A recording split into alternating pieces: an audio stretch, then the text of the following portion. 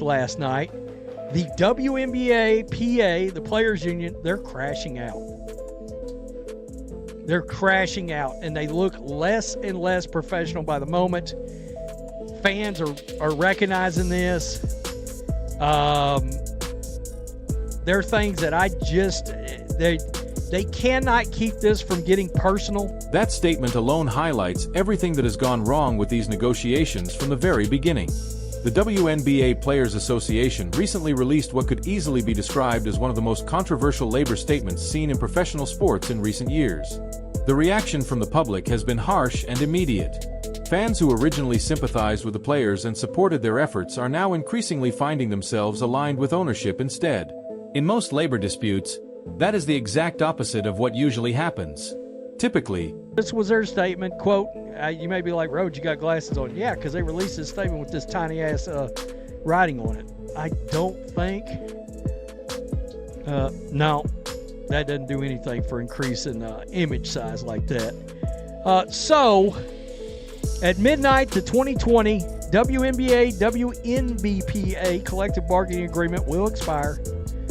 Despite demonstrating our willingness to compromise in order to get a deal done, the WNBA and its teams have failed to meet us at the table with the same spirit and seriousness. Public opinion gravitates toward the workers. So how did a situation that initially seemed favorable for the players turn into such a public relations disaster? What decisions were made along the way that caused so many fans to completely change sides and begin questioning the union's approach to these negotiations? To understand how things reached this point, we have to examine the sequence of events that unfolded. On January 20th, 2025, at 11:59 p.m. Eastern Time, the 2020 WNBA collective bargaining agreement officially expired. Several days before that deadline, league ownership publicly announced that they had no intention of locking out the players. From a strategic standpoint, it was a very smart move. It immediately allowed ownership to appear cooperative and reasonable while avoiding the negative perception that often accompanies labor disputes. However, instead of responding with a similarly measured approach, the Players Association chose a different path.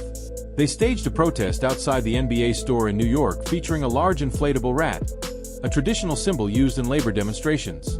While the intention was to send a message about worker solidarity, many observers felt the optics missed the mark entirely. Rather than appearing professional, it gave the impression that billion-dollar sports negotiations were being treated like a traditional industrial labor dispute. In today's media environment, the Caitlin Clark boom, they care about that kind of shit. But actual sports fans don't. Not only do they not care, they don't want to hear about it. So, let's keep going here. Players care deeply about their fans, take pride in honoring that loyalty every time they take the court. The league's tactics harm current and future players and marginalize the very people who show up for the game in communities across the country. This misguided approach will not work. In the face of the league and team's actions, players remain undeterred, unafraid. Perception matters enormously. The side that appears more reasonable often gains public support.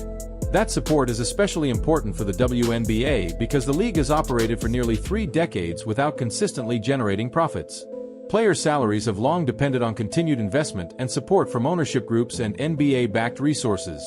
When negotiating from that reality, appearing unreasonable can be a costly mistake.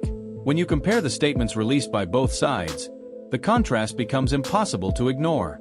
The Players Association published a lengthy 347-word statement filled with phrases emphasizing pay equity, criticism of outdated provisions, and accusations that ownership was threatening player livelihoods while delaying meaningful progress. The overall message framed the dispute primarily as a broader issue of fairness and social justice rather than a traditional business negotiation. In contrast, the league responded with a concise 73-word statement focused almost entirely on business fundamentals. League officials highlighted the unprecedented growth of the WNBA, reiterated their commitment to substantially increasing player compensation, and emphasized the importance of maintaining long-term sustainability. One statement sounded as though it had been written by activists preparing for confrontation. Secure a transformational new CBA. This agreement must include a salary system tied to a meaningful share of the revenue that would not exist without player labor, mandate professional working conditions, and require protections that honor players who built the league and set the next generation up for success. Make no mistake, pay equity is non-optional, and progress is long overdue. We urge the league and its teams to meet this moment. The players have already and will continue to do. While the other sounded like it came from executives attempting to finalize a deal, fans noticed the difference immediately. Across social media platforms and sports discussion forums, many people who initially supported the players began expressing frustration with the union's approach. Some commenters openly stated that they found themselves siding with ownership, arguing that the Players Association was making negotiations unnecessarily confrontational and difficult. The core disagreement becomes clearer when examining the actual proposals being discussed. Ownership has reportedly offered significant salary increases that would dramatically change the league's compensation structure. Average salaries could more than double compared to current levels, maximum contracts would rise substantially, and rookie-scale agreements would receive meaningful increases as well. By traditional labor negotiation standards, those are considerable concessions. For a league that has historically struggled to generate profit, many observers view the offer as generous. However, the Players Association is seeking something far more ambitious. A 50-50 revenue-sharing model similar to the systems used in leagues such as the NBA and NFL. On the surface, that request sounds reasonable. Athletes in major professional leagues often receive roughly half of league revenue. The challenge is that those leagues generate enormous profits. Revenue sharing works because, after all operating expenses are paid, including travel, staffing, arena costs, and league operations, substantial profits remain available for distribution. The WNBA operates under a very different financial reality. The league has historically lost money and continues to rely on financial support from the NBA. In that environment, tying compensation directly to gross revenue would effectively require ownership to absorb even larger losses as the... people are like team owner at this point. I mean, they have made them... If it's amazing that WNBA players made themselves feel even more insufferable than prior. That's amazing to me. That's even possible. A lot of people. Insane statement from the PA. There we go, right there. Second comment. Insufferable Players Union. Their statements are as nasty and uncouth as their attitude. It's wild. Yeah, I'm team owners. Have been for a while, even more now. Timing is another critical factor driving this conflict. The WNBA recently secured new media rights agreements that are expected to significantly increase league revenue beginning in 2026. Partnerships with major companies such as ESPN and Amazon Prime could potentially multiply annual media income several times over. Those deals represent the most promising financial opportunity in league history and could finally move the WNBA towards sustained profitability. The problem is that the money has not arrived yet. Ownership is currently working with projections rather than actual financial results. While executives can see the potential future value of these agreements, they do not yet know exactly how profitable the league will become once the new revenue begins flowing. After spending nearly 3 decades funding a league that consistently operated at a loss, owners are understandably cautious about committing to a long-term revenue-sharing model before seeing real numbers. This is why many observers believe the timing of the Players Association's demands is problematic. Had negotiations occurred in 2027, after multiple seasons under the new media contract that they can never have, that's a good point. That is a good point. This is wild, and it sadly looks like no season. No one cares. Goodbye, Caitlin Clark, 2026 season. They're literally comparing playing basketball to manual labor as if that's the same thing. Sorry, bees. I didn't know it was this. Hard to hoop. Do us real hoops fans a favor and cancel the whole effing league. You bees make well enough money to survive. Both sides would have access to concrete financial data. Players could then point to actual profits and make a stronger case for sharing in those earnings. Instead, they are attempting to secure a revenue-sharing agreement before anyone knows precisely what future revenues and profits will look like. Yet the most significant issue may not be the money itself or even the timing. It is the way the Players Association has chosen to frame the entire discussion. Their public messaging repeatedly emphasizes concepts such as pay equity, outdated provisions, and broader themes associated with social justice. By doing so, critics argue that the union has transformed what is fundamentally a business negotiation into something that resembles a political or civil rights debate. Strategically, that approach carries risks. When a labor dispute is framed primarily as a moral issue, it can imply that anyone who disagrees with the union's position is not merely wrong on the facts but wrong ethically as well. That type of argument can be effective in situations involving discrimination or systemic inequality. However, in a negotiation centered on compensation within a league that has never consistently generated profits, many observers view the approach differently. They got the wrong people involved in these negotiations. You know who should be leading them? Caitlin Clark. Because you can tell she understands the balance that's got to happen. And I will go back to my original statement I made when the news started breaking that they were going to pursue more money and break off from the CBA. I said, you're doing this 2 years too soon. All right, you need to wait till the new media rights deal actually starts. You need to wait till that media rights money starts getting into owners' pockets, and then they can sit back and look at where the league is and how much profit they're finally making, because they should make some profit now. Rather than strengthening the union's position, critics believe it creates the impression that social pressure is being used to influence what is ultimately a financial negotiation. As a result, some fans feel the debate has shifted away from economics and toward ideology, which has made portions of the audience increasingly skeptical of the Players Association's messaging. Many people in the comment sections are pointing to what they see as a simple reality.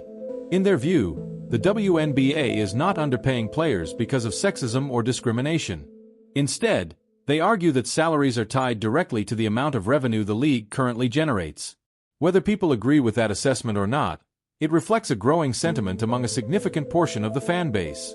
To those supporters, this is not a moral issue or a question of fairness. It is a matter of economics.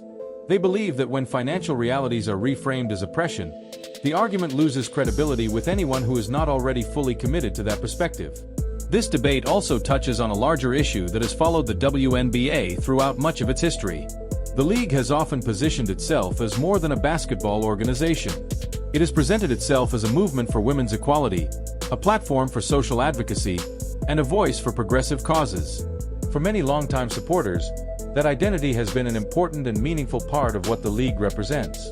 However, critics argue that this approach has sometimes pushed away casual sports fans who simply want to enjoy high-level basketball without being drawn into political or social debates. The league's original core audience embraced that activist image and supported it through years when mainstream attention was limited. But when Caitlin Clark arrived and brought millions of new viewers into the sport, many of those fans came because they were excited about the basketball product itself, not because they were invested in broader social messaging. Now, critics believe the Players Association is repeating a similar mistake during these labor negotiations.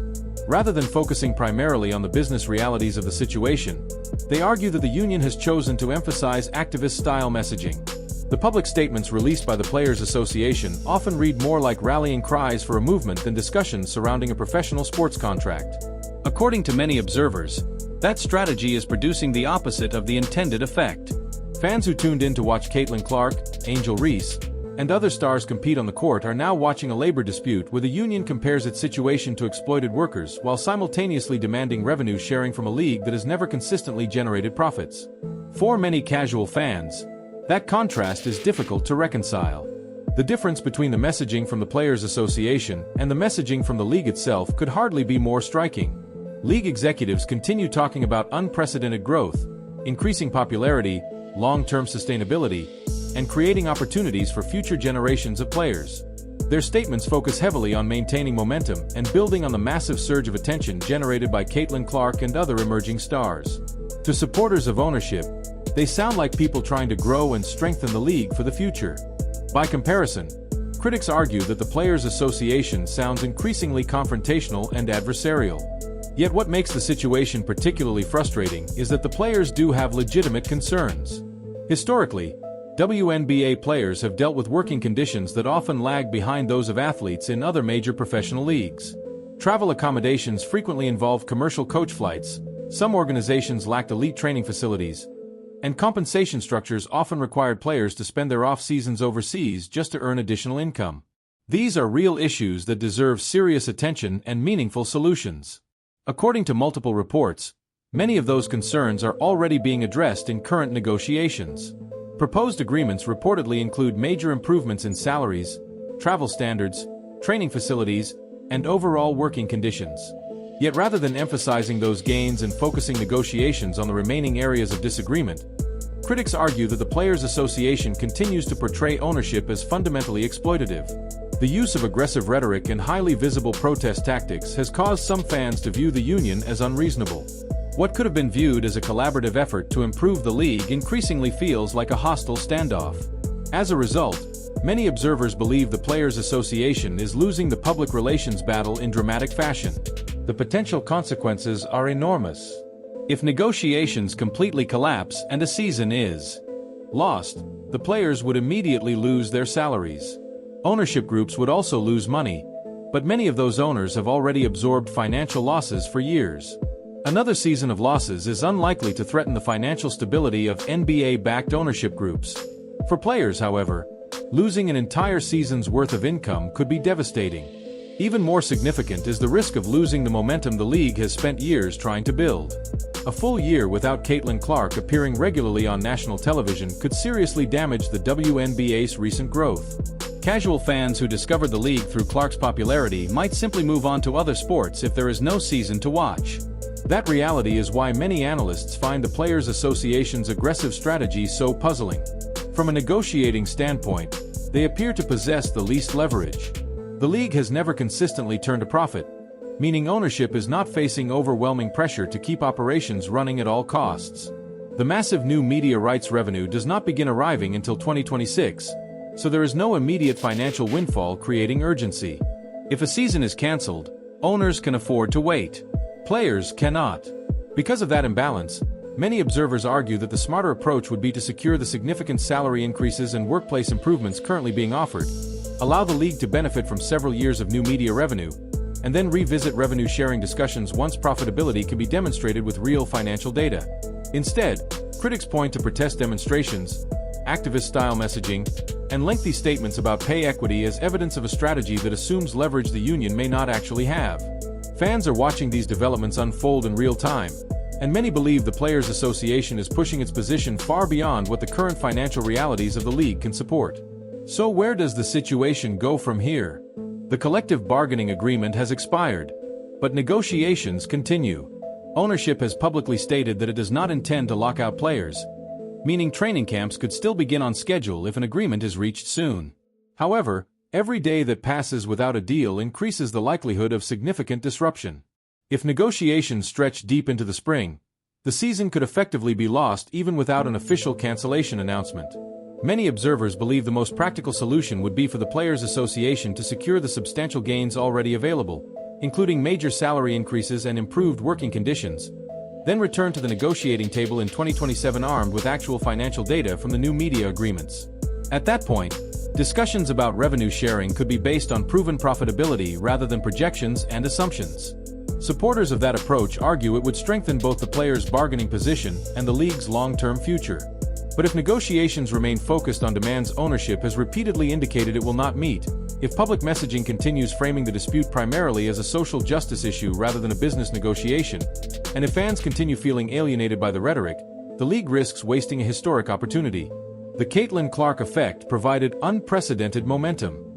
The new media agreements offer a realistic path toward profitability. Yet neither of those developments will matter if there is no season to capitalize on them. Ownership has drawn a clear line by offering substantial increases in compensation and working conditions while rejecting revenue sharing until profitability becomes a reality. The Players Association now faces a critical decision. It can accept the progress already on the table and continue building toward a stronger future, or it can continue holding out for terms ownership insists it cannot provide. Right now, public perception appears to be leaning toward management, something rarely seen in professional sports labor disputes. Whether the union adjusts its strategy before it is too late may ultimately determine not only the outcome of these negotiations, but the trajectory of the WNBA for years to come.